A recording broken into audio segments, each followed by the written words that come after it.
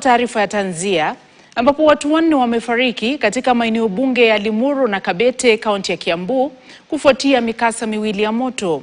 Katika kijiji cha Kahuho, Kabete, familia moja imewapoteza watoto 3, huku katika kijiji cha Ngesha, Limuru, mwanamume wa miaka 93 akifariki baada ya nyumba yake kuteketea moto.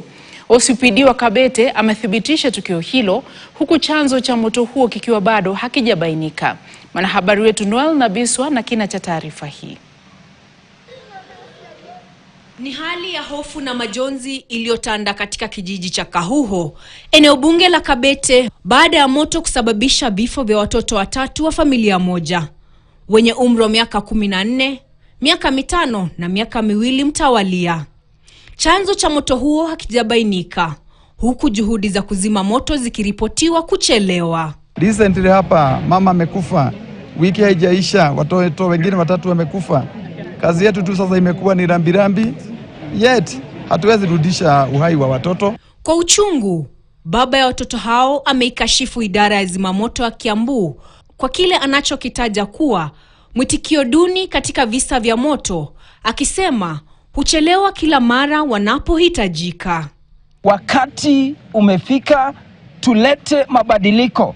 Leo ni mimi imefanyika kwangu, Wamatangi and your government, nataka kuambia peupe, tumechoka moto kila wakati.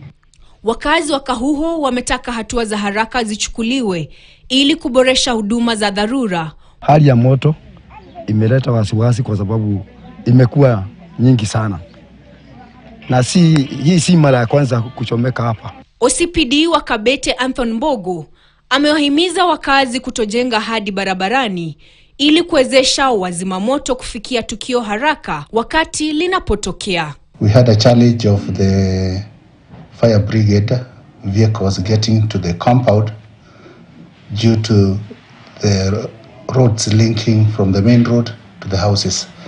Wakati huo huo, katika kijiji cha Ngecha, Limuru, mzee wa miaka 93 amepoteza maisha baada ya nyumba yake kushika moto majira ya asubuhi.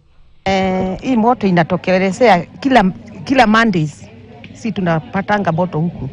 Sasa tunauliza nini baya. Miili ya watoto hao imepelekwa katika makavani ya St. Teresa, Kikuyu, huku mabaki ya mzee huyo yakihifadhiwa katika chumba cha kuhifadhi maiti cha hospitali ya Tigoni, yakisubiri uchunguzi zaidi ili kubaini chanzo cha moto huo. Noel Nabiswa, KTN. Na tunatoa pole kwa msiba ulowafika. Gavana wa Nairobi Johnson Sakaja amewasimamisha kazi